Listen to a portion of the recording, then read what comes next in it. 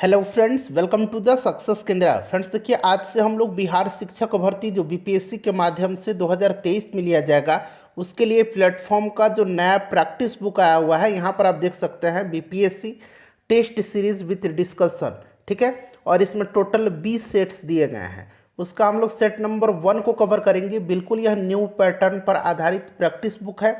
तो अगर आप 2023 में बीपीएससी बिहार शिक्षक भर्ती परीक्षा देने वाले हैं तो इस सेट को पूरा लगाइए, और ये पूरा कंप्लीट सेट मैं आपको करवा दूंगा। चैनल पर अगर आप पहली बार विजिट कर रहे हैं तो चैनल को सब्सक्राइब कर लीजिए, और जो बेल आइकन है, घंटी का निशान है, उसको ज़रूर दबा लीजिएगा, ताकि जब भी बिहार शिक्षक भर्ती 2023 से संबंधित कोई भी इम्पोर्टेंट वीडियो अपलोड किया जाए तो उसका नोटिफिकेशन सबसे पहले आपके पास पहुंच जाए।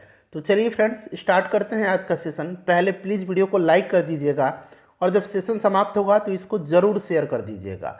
और पीडीएफ आपको टेलीग्राम पर मिल जाएगा। टेलीग्राम का लिंक डिस्क्रिप्शन में दिया हुआ है, टेलीग्राम से आप लोग जुड़ जाइए। तो फ्रेंड्स, जैसे मैंने आपको बताया कि आज इस वीडियो में हम लोग बीपीएससी के माध्यम से बिहार में जो शिक्षक भर्ती परीक्षा 2023 लिया जाएगा, उसके लिए प्लेटफॉर्म का जो नया प्रैक्टिस बुक आया हुआ है, वॉल्यूम 1 है यह। इसका सेट नंबर हम लोग 1 डिस्कस करेंगे। यहाँ पर आप देख सकते हैं टेस्ट सीरीज नंबर 1 है ये। और ध्यान दीजिए, क्वेश्चन नंबर 1 से लेकर के क्वेश्चन नंबर 50 तक में जो है मैथ और रीजनिंग के प्रश्न है। मैथ और रीजनिंग का सॉल्यूशन जो है मैं आपको टेलीग्राम पर दे दूंगा। टेलीग्राम का लिंक आपको डिस्क्रिप्शन बॉक्स में मिल जाएगा। टेलीग्राम से आप लोग जुड़ जाइएगा। चलिए आते हैं क्वेश्चन नंबर हम लोग 51 से स्टार्ट करते हैं। यहाँ पर देखिएगा क्वेश्चन नंबर 51 यहाँ से स्टार्ट हो रहा है, और यहाँ पर आप देख सकते हैं रुक्मणी प्रकाशन, यानी कि यह प्लेटफॉर्म का है। Bihar primary teacher test series volume 1 है यह। क्वेश्चन नंबर 51 पढ़ेंगे। और देखिए, आपको अगर आंसर पहले से पता है तो आप लोग आंसर कमेंट में देकर के बताते चलेंगे। देखिए 51 नंबर का है कि दिए गए विकल्पों में से वृक्षीय यानी कि ऑर्बियल जानवर की पहचान करें।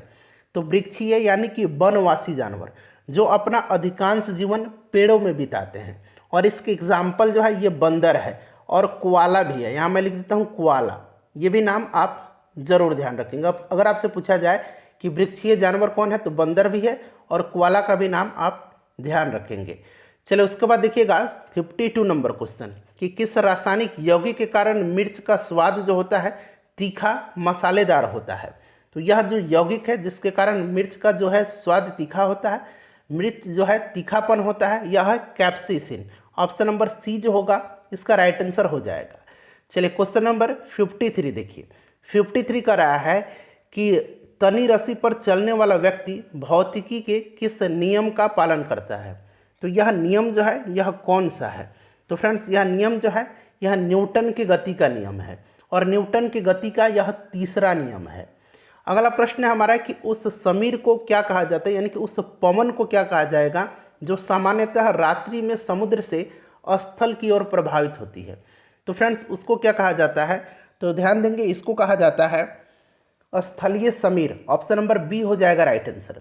और देखिए फ्रेंड्स, बीपीएससी में अब तक जितने भी प्रश्न पूछे गए हैं हिस्ट्री के, बिहार की हिस्ट्री के, उसको मैंने एक ही वीडियो में कवर कराया हुआ है, जरूर देख लीजिएगा। लिंक आपको डिस्क्रिप्शन बॉक्स में मिल जाएगा। और बीपीएससी का जो हिस्ट्री का पैटर्न है प्रश्न पूछने का, वो भी मैंने एक टेस्ट कराया हुआ है, सबका लिंक डिस्क्रिप्शन में आपको मिलेगा, देख लीजिएगा। देखिए, ओरल पोलियो वैक्सीन का आविष्कार किसने किया था? पोलियो ड्रॉप की यहाँ पर बात की जा रही है। अगर पोलियो वैक्सीन आपसे पूछा जाए तो पोलियो वैक्सीन की खोज किया था अल्बर्ट सैबिन ने, और ओरल पोलियो वैक्सीन का खोज किया था जोनस साल्क ने। लुईस पास्चर ने रेबीज के टीके का खोज किया था। अच्छा, टीकाकरण जो है, टीकाकरण इसकी खोज किसने किया था? तो टीकाकरण का खोज जो है फ्रेंड्स ये किया था एडवर्ड जेनर ने। एडवर्ड जेनर को प्रतिरक्षा प्रणाली का जनक कहा जाता है। नेक्स्ट क्वेश्चन है कि अधिकतर पादप नियंत्रक उत्पन्न होते हैं। तो जितने भी अधिकतर पादप नियंत्रक हैं ये बढ़ते तने और बढ़ते जड़ के अग्रभाग पर उत्पन्न होते हैं। तो यहाँ पर देखिएगा बढ़ते तने के अग्रभाग पर और बढ़ते जड़ के अग्रभाग पर। तो ए और बी दोनों जो होगा इसका राइट आंसर हो जाएगा। गति का कौन सा नियम कहता है कि जब एक पदार्थ दूसरे पदार्थ पर जोर लगाता है तो दूसरी पदार्थ तुरंत पहले पर वापस बल लगाता है? सिंपल सा क्वेश्चन है, बस लैंग्वेज का तरीका यहाँ पर बदल गया है। तो यह न्यूटन की गति का तीसरा नियम है। ऑप्शन नंबर डी इसका राइट आंसर हो जाएगा। प्रत्येक क्रिया के बराबर तथा विपरीत प्रतिक्रिया होती है। क्लियर है? चलिए नेक्स्ट क्वेश्चन कर लेंगे। अगला प्रश्न है कि यहाँ पर देखिए खाली स्थान दिया गया है के कारण खसरा की बीमारी होती है। खसरा रोग जो होता है यह किसके कारण से होता है, तो यह वायरस के कारण से होता है। बेशक प्रैक्टिस सेट जो है थोड़ा सा लंबा हो सकता है, सेशन थोड़ा सा लंबा हो सकता है, लेकिन आप लोग इसको पूरा लगाइएगा। इथेनॉल का उत्पादन किस प्रक्रिया के द्वारा किया जाता है, तो इथेनॉल जो है इसका उत्पादन किया जाता है फर्मेंटेशन के द्वारा, यानी कि किण्वन के द्वारा। Option number D correct answer हो जाएगा। असम में पारंपरिक घरों को यहाँ पर देखिएगा स्टिल्ट पर क्यों बनाया जाता है, तो असम में जो पारंपरिक घर हैं उनको स्टिल्ट पर इसलिए बनाया जाता है ताकि राइट आंसर इसका क्या होगा, ताकि बाढ़ और वन्य जीवों के खतरा से ये बचे रहे। ऑप्शन नंबर बी जो होगा इसका राइट आंसर हो जाएगा। चलिए एक गैंडे के सींग और मानव बाल में मौजूद संरचनात्मक प्रोटीन का नाम क्या है। देखिए हमारे जो बाल हैं, नाखून हैं या फिर जानवर के जो सींग हैं, यहाँ देखिए गैंडे के सींग दिया गया है, ये जिस प्रोटीन के बने होते हैं इसका नाम जो होता है ये कैरोटीन है। Option number B correct answer हो जाएगा। और हमारा जो त्वचा है, हमारा जो स्किन है, हमारा त्वचा का रंग जो बनता है यह मेलानिन के कारण बनता है। इसको भी आप जरूर ध्यान रखेंगे। चलिए निम्नलिखित में से कौन सा जानवर बिल या मांद में रहता है। सिंपल सा क्वेश्चन है। यह जानवर जो है यह खरगोश है जो मांद में रहता है। उसके बाद देखिए हमारी आंतड़ी में पाया जाने वाला बैक्टीरिया कौन सा है जो हमें खाना पचाने में मदद करता है। तो फ्रेंड्स यह बैक्टीरिया जो इसका नाम है लैक्टोबैसिलस एसिडोफिलस, यानी कि option number A right answer इसका हो जाएगा। चलिए उसके बाद क्वेश्चन नंबर 64 है कि निम्नलिखित में कौन सा जो समीकरण है ये असंतुलित है, अनबैलेंस्ड है। तो देखेंगे इसमें से राइट आंसर मैं आपको बताता हूँ और मैं आपको यहाँ पर तरीका भी इसका बता दूंगा। जो जानते हैं अच्छी बात है। यहाँ पर देखिए ऑप्शन नंबर सी जो है ये असंतुलित है। यहाँ पर देखिए ये आपका लेफ्ट हैंड साइड हो गया, इधर वाला आपका राइट हैंड साइड हो गया। एरो के निशान से यहाँ पर बाएं और दाएं। देखिए यहाँ पर हाइड्रोजन कितना है, 2 है। यहाँ पर क्लोरीन कितना है, तो 2 है। यहाँ भी देखेंगे हाइड्रोजन कितना हो जा रहा है, 2 हो रहा है, फिर क्लोरीन 2 हो रहा है, तो ये बैलेंस है। इस तरह से चेक करेंगे। उसी प्रकार से इसको चेक करिए तो ये बैलेंस नहीं है। बाकी सारे यहाँ पर देखिएगा, यहाँ पर 4 हाइड्रोजन है, 2 दूना 4 हो जाएगा। यहाँ पर देखिए 2 दूना 4 हाइड्रोजन है। ऑक्सीजन कितना है, 2 है, तो यहाँ पर देखिए ऑक्सीजन भी 2 है, तो ये बैलेंस है। बैलेंस ऑप्शन नंबर सी नहीं है। देखिए अंडे की जर्दी यानी कि जो अंडे का पीला भाग होता है उसमें कौन सा 90% से अधिक विटामिन होता है। तो अंडे के जर्दी में 90% से अधिक जो विटामिन होता है यह विटामिन B12 है। ठीक है, B12 इसका रासायनिक नाम साइनोकोबालामिन होता है। B12 में कोबाल्ट पाया जाता है। ठीक है फ्रेंड्स, ध्यान रखेंगे। चलो उसके बाद देखिएगा कि मछली के समूह को क्या कहा जाता है। तो मछली के समूह को जो है ये कहा जाता है स्कूल ऑफ फिश, या इसको सोल भी कहा जाता है, स्कूल ऑफ फिश भी कहा जाता है। तो यह स्कूल दिया गया है। अगला प्रश्न है कि पृथ्वी के वायुमंडल की किस परत में ओजोन परत पाई जाती है। ओजोन परत जो है यह पाई जाती है समताप मंडल में। ठीक है, चलिए ओजोन का फॉर्मूला क्या होता है, O3 होता है। चलिए उसके बाद नेक्स्ट, और ये ग्रीन हाउस गैस है।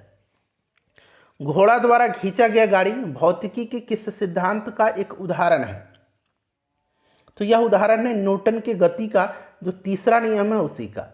अगला प्रश्न कि निम्नलिखित में से कौन सी बीमारी चमगादड़ के कारण होती है। तो चमगादड़ के कारण इसमें से कौन सी बीमारी होती है। तो फ्रेंड्स यह रोग इबोला है, यह वायरस के द्वारा होता है। जितने भी यहाँ बीमारी देख रहे हैं ये सारे जो होते हैं ये वायरस से होते हैं। देखिए विटामिन ए की कमी से क्या होता है। विटामिन ए का रासायनिक नाम क्या होता है, तो रेटिनॉल होता है। ठीक है, याद रखेंगे रेटिनॉल होता है। और इसकी कमी से जो है रतौंधी होता है। और एक रोग है जीरोप्लैथेलमिया, इसको भी आप ध्यान रखेंगे। रतौंधी राइट आंसर हो जाएगा। चलो उसके बाद देखिएगा कि निम्न में से कौन सा जानवर स्तनपायी है। इसमें से जो स्तनपायी जानवर है वो आपका व्हेल हो जाएगा। जबड़ा किसका भाग है, तो जबड़ा जो है यह भाग है खोपड़ी का। नेक्स्ट क्वेश्चन हमारा है कि गैनेमेड अब तक हमारे सौर प्रणाली में सबसे बड़ा जुपिटर है। ठीक है, वह किस ग्रह का परिक्रमा करता है। तो फ्रेंड्स यह जो है यह परिक्रमा जो है यह किसका करता है। यहाँ पर देखिए सबसे बड़ा जुपिटर नहीं होना चाहिए, मेरे ख्याल से सबसे बड़ा यह मून है। ठीक है, क्योंकि यह उपग्रह है। तो फ्रेंड्स देखिए यह जो है यह परिक्रमा किसकी करता है या किस ग्रह का उपग्रह है। तो यह जो है यह उपग्रह जो है यह जुपिटर का है, बृहस्पति का है। ठीक है, चलिए नेक्स्ट क्वेश्चन कर लेंगे। अगला प्रश्न है कि कौन सी मांसपेशी कनपट्टी की हड्डी को जबड़े से जोड़ती है। तो इस मांसपेशी का जो नाम है वो क्या है? तो राइट आंसर इसका हो जाएगा मेसेटर। क्या है यह? तो यह है मेसेटर। अगला प्रश्न है कि उस इकाई का नाम बताइए जिसमें ईंधन का उष्मीय यानी कि कैलोरीफिक मान व्यक्त किया जाता है। तो जो कैलोरीफिक वैल्यू है उसको जो व्यक्त किया जाता है, ईंधन का जो उष्मीय मान होता है उसको व्यक्त किया जाता है आपका किलो जूल में। नेक्स्ट क्वेश्चन है हमारा कि कौन सी धातु कौन सी ग्रंथि अन्य अंतःस्रावी ग्रंथियों के कार्य को नियंत्रित करती है? तो यह जो ग्रंथि है, यह ग्रंथि है पीयूष ग्रंथि, पिट्यूटरी ग्लैंड। इसको मास्टर ग्रंथि भी कहा जाता है। ठीक है, इसको मास्टर ग्रंथि भी कहा जाता है, ध्यान रखेंगे आप। चलिए उसके बाद क्वेश्चन नंबर 77 करेंगे। अगला प्रश्न है कि अपरिवर्तित प्रकाश के माध्यम की क्षमता को इसके संदर्भ में भी व्यक्त किया जा सकता है। किसके संदर्भ में व्यक्त किया जा सकता है? तो यह प्रकाशीय सघनता। ठीक है, चलिए प्लास्टिक में निम्नलिखित में से किसका उपयोग किया जाता है? तो प्लास्टिक में जो है उपयोग किया जाता है आपका एथिलीन का उपयोग किया जाता है। चलिए नेक्स्ट क्वेश्चन है कि निम्नलिखित में से किसे प्राणी जगत के अंतर्गत वर्गीकृत किया जाता है? प्राणी जगत के अंतर्गत जो है वर्गीकृत किया जाता है मेटाजोआ को। किसको? मेटाजोआ को जो है वर्गीकृत किया जाता है। निम्नलिखित में से कौन सहजीवी संबंध को दर्शाता है? सहजीवी संबंध को दर्शाता है लाइकेन। ठीक है, ध्यान रखेंगे लाइकेन और मॉस ये जो होते हैं, लाइकेन वायु प्रदूषण का सूचक होता है। अगला प्रश्न है कि सेरीकल्चर शब्द निम्नलिखित में से किससे संबंधित है? तो सेरीकल्चर जो है फ्रेंड्स यह रेशम की खेती। ठीक है, मधुमक्खी पालन जो है इसको कहा जाता है एपीकल्चर। क्या कहा जाता है? एपीकल्चर। चलिए उसके बाद देखिएगा, और मछली पालन पीसी कल्चर कहलाता है, पीसी कल्चर। चलो उसके बाद देखिएगा कि श्वसन तंत्र से संबंधित विभिन्न रोग किस प्रकार के प्रदूषक के कारण होते हैं? तो जितने भी श्वसन तंत्र से संबंधित बीमारियां हैं ये खास करके वायु प्रदूषण के कारण होते हैं। चलो उसके बाद देखिए, खाद्य श्रृंखला के तीसरे पोषी स्तर में निम्नलिखित में से किसे शामिल किया गया है? तीसरे पोषी स्तर में पूछा गया है, तो ये शामिल किया गया है द्वितीयक उपभोक्ता को। किसको? द्वितीयक उपभोक्ता को। चलिए नेक्स्ट क्वेश्चन है कि निम्नलिखित में से कौन सी नोबल गैस है, इनर्ट गैस है, अक्रिय गैस है? तो आपको पता है कि यह कौन सी गैस है? तो आर्गन है। ठीक है, helium, neon, argon, जेनन, krypton, radon ये जितने भी है नोबल गैस है। चलिए नेक्स्ट क्वेश्चन है कि छुई मुई जो है पौधा है, इसका वैज्ञानिक नाम क्या है? छुई मुई पौधे का वैज्ञानिक नाम है मिमोसा पुडिका। ठीक है, चलिए उसके बाद देखिएगा कि निम्नलिखित में से कौन सी ग्रीन हाउस गैसों के उत्सर्जन से संबंधित अनिवार्य सीमाएं तय करने वाले औद्योगिक देशों के बीच की गई एक अंतर्राष्ट्रीय संधि है? किसके बीच? तो ग्रीन हाउस गैस के उत्सर्जन से संबंधित है। तो यह जो अंतर्राष्ट्रीय संधि है ये क्वेटो प्रोटोकॉल है। क्या है? क्वेटो प्रोटोकॉल है, इसको ध्यान रखेंगे आप। चलिए उसके बाद देखिएगा कि निम्नलिखित में से क्या जैव निम्नीकरण बायोडिग्रेडेबल पदार्थ है इसमें से? तो फ्रेंड्स यह पदार्थ जो है यह कौन सा है? तो यह पदार्थ जो है ये पौधा है। बाकी देखिए ये सारे जो है बायोडिग्रेडेबल नहीं है, पौधा है। पक्षियों की इनमें से कौन सी प्रजाति गंभीर रूप से लुप्त प्राय है? तो यह पक्षी की जो प्रजाति है जो लुप्त प्राय है यह है great Indian bustard. Option number A right answer इसका हो जाएगा। उसके बाद देखिएगा 89 नंबर, देखिए कह रहा है कि बेरी नामक रोग निम्न में से किस विटामिन की कमी से होता है?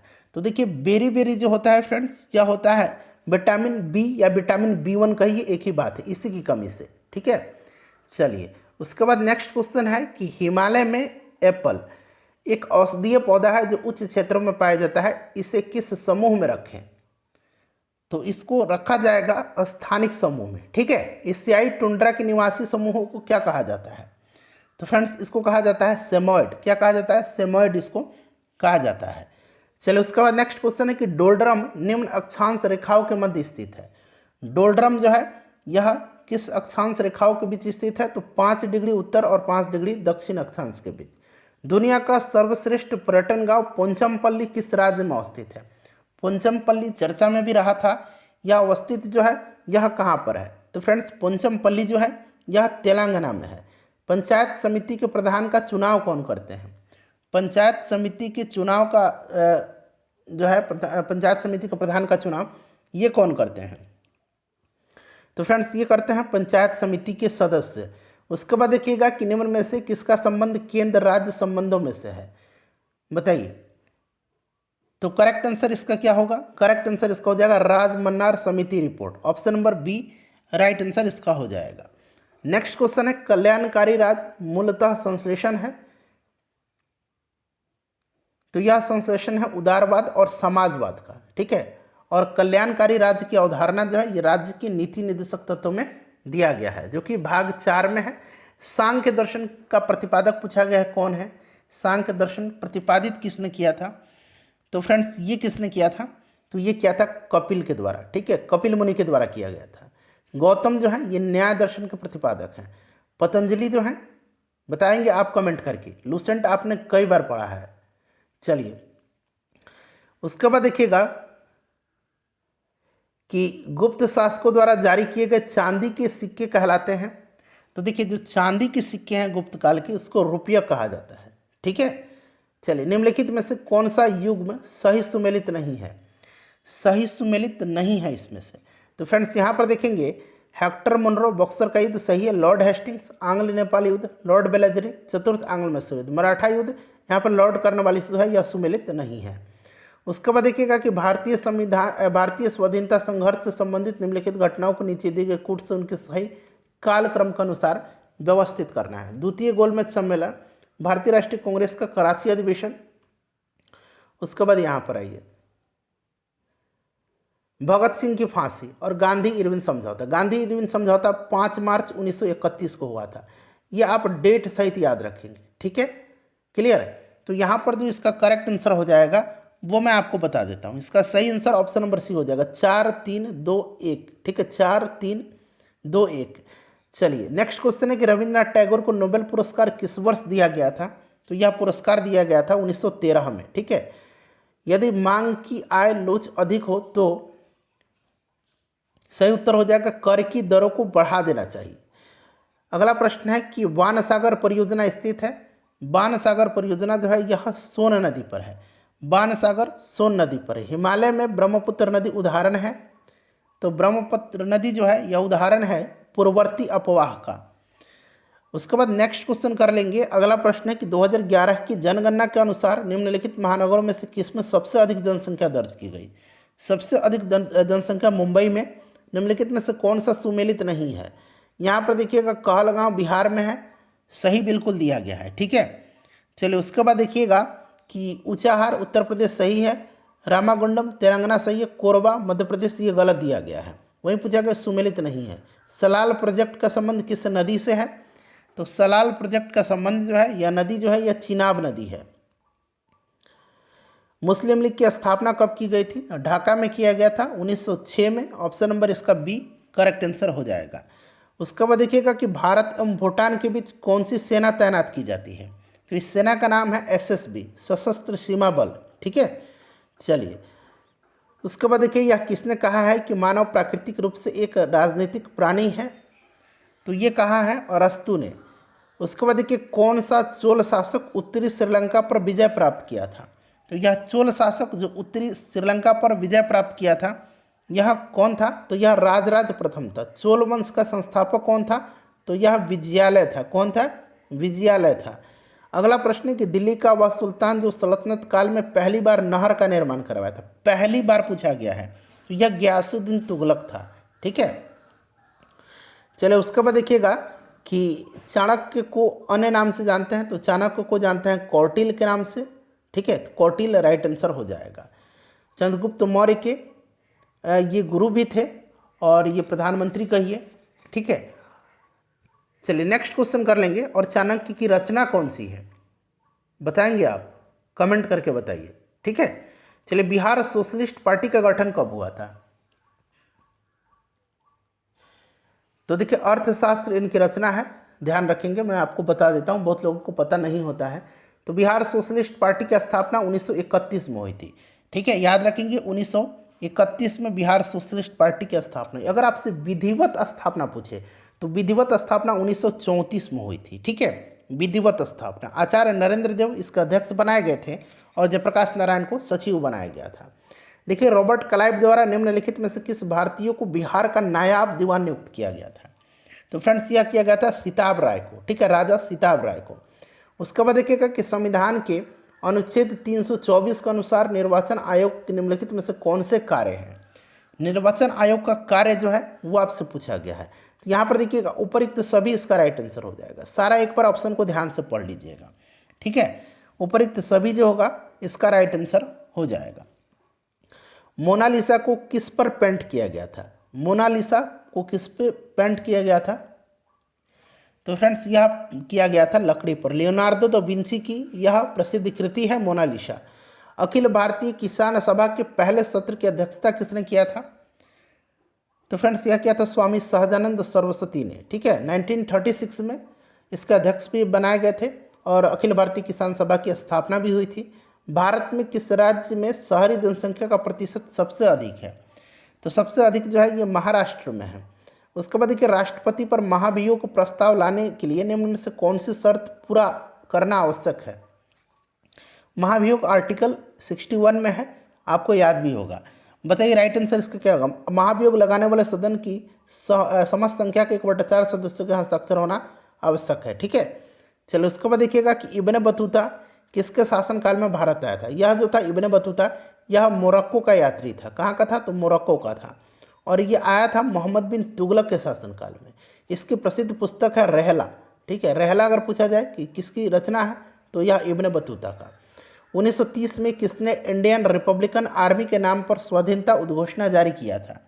तो फ्रेंड्स यह जारी किसने किया था? तो यह सूर्यसेन ने किया था, ठीक है। चलिए उसके बाद नेक्स्ट क्वेश्चन कर लेंगे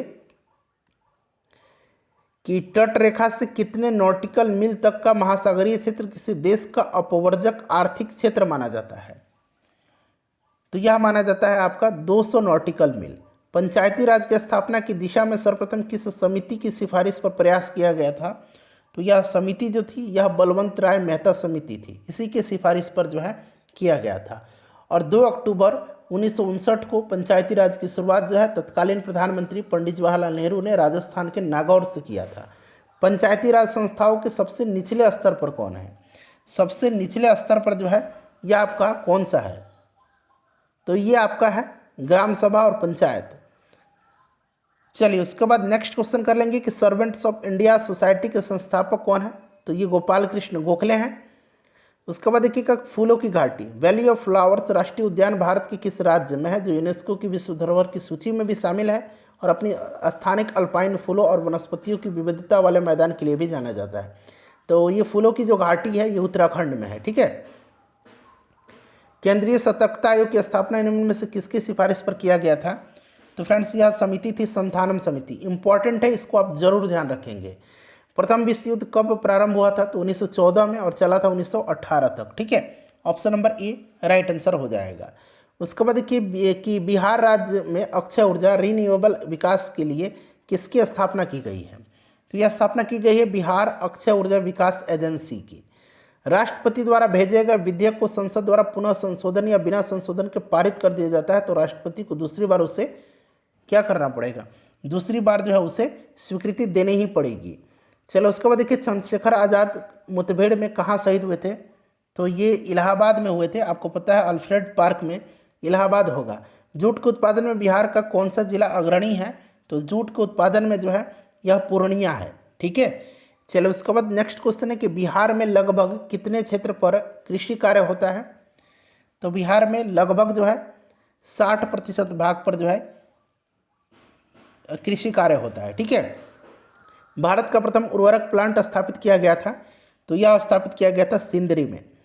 नेक्स्ट क्वेश्चन है 136 नंबर कि केसर का मुख्य उत्पादक राज्य कौन सा है? तो राज्य कहिए केंद्र शासित प्रदेश ही कह लीजिए, जम्मू कश्मीर होगा इसका करेक्ट आंसर, ठीक है। चलिए गंगा की सहायक नदी जो नीचे वर्णित है कौन, यहाँ थोड़ा सा छोटा कर देता हूँ, उत्तर की ओर जो है प्रवाहित होती है, उत्तर की ओर प्रवाहित होती है। तो यह नदी जो है यह सोन नदी है। मुंगेर निम्नलिखित में से किसकी राजधानी थी? तो मुंगेर जो थी फ्रेंड्स यह राजधानी थी किसकी? तो मीर कासिम की। किसकी? बंगाल का नवाब मीर कासिम की राजधानी थी। Option number A right answer इसका हो जाएगा, ठीक है। चलिए उसके बाद नेक्स्ट क्वेश्चन कर लेंगे कि महात्मा गांधी ने भारतवर्ष में पहला सत्याग्रह कहाँ प्रारंभ किया था? तो पहला भारत में चंपारण में 1917 में चंपारण सत्याग्रह, आपको याद भी होगा। असहयोग आंदोलन कब शुरू हुआ था? तो 1 अगस्त 1920 को। 12 मई 2023 को ट्विटर का नया सीईओ किसे नियुक्त किया गया है? तो इनका नाम है लिंडा याकारिनो। ठीक है, चलिए किस राज्य को गोंड पेंटिंग को जीआई टैग दिया गया है? ये गोंड पेंटिंग जो है किस राज्य का है जिसको जीआई टैग दिया गया है? तो ये मध्य प्रदेश का है। अप्रैल 2023 में भारत के विदेश मंत्री ने किस देश में तुलसी घाट रिस्टोरेशन प्रोजेक्ट की शुरुआत किया? तो फ्रेंड्स ये किया था युगांडा में। कहाँ पर? युगांडा में। चलिए अगला प्रश्न है 144 नंबर की मार्च 2023 में स्टेशनरी निर्माता कंपनी लक्जर ने किसे अपना ब्रांड एम्बेसडर नियुक्त किया है? तो यह ब्रांड एम्बेसडर जो नियुक्त किया है यह किया है विराट कोहली को। मार्च 2023 में नेपाल के नए प्रधानमंत्री कौन बने हैं? तो फ्रेंड्स इनका नाम है प्रधानमंत्री राष्ट्रपति रामचंद्र पौडेल। ठीक है, और प्रधानमंत्री जो है ये कौन है? नेपाल के प्रधानमंत्री जो हैं ये पुष्प कमल दहल प्रचंड हैं। और राष्ट्रपति यहाँ पर पूछा गया है तो रामचंद्र पौडेल हो जाएगा। देखिए फरवरी 2023 में महिला T20 विश्व कप का खिताब किस देश ने जीता है? बताइएगा इसका राइट आंसर क्या हो जाएगा? तो देखिए ये जो करेक्ट आंसर हो जाएगा ये ऑस्ट्रेलिया हो जाएगा। क्रिकेट के तीनों प्रारूपों में शतक लगाने वाले भारत के पहले कप्तान कौन बने हैं? तो ये कप्तान बन गए हैं रोहित शर्मा। कौन बन गए हैं? रोहित शर्मा बन गए हैं। उसके बाद देखिएगा कि राष्ट्रपति भवन में मौजूद मुगल गार्डन का नाम बदल करके क्या कर दिया गया है? तो इसका नाम बदल करके कर दिया गया है अमृत उद्यान। इंपॉर्टेंट है, ध्यान रखना है। देखिए जनवरी 2023 में देश का नंबर 1 पुलिस स्टेशन किसे घोषित किया गया है? तो यह घोषित किया गया है अस्का को। उसके बाद देखिए भारत का पहला संविधान साक्षर जिला कौन बन गया है? तो ये बन गया है कोल्लम। ठीक है, अपने स्कोर बताइएगा, वीडियो को लाइक कर दीजिए और इसको शेयर